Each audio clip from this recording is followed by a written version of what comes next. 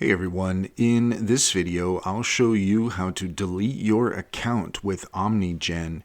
In order to do so, first off, if you are on Omnigen at fal.ai and you go to your account option up at the top right hand corner and select account. If you go through here, you're not going to find any options related to deleting your account. So if you are interested in completely deleting your account, then you are going to need to reach out and get in touch with the team.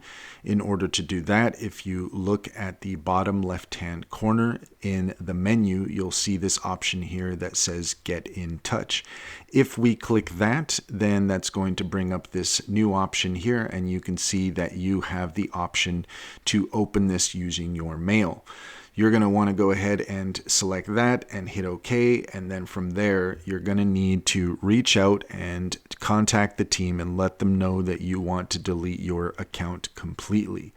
That's all there is to it. If you found this video helpful, please like and subscribe for more helpful tips.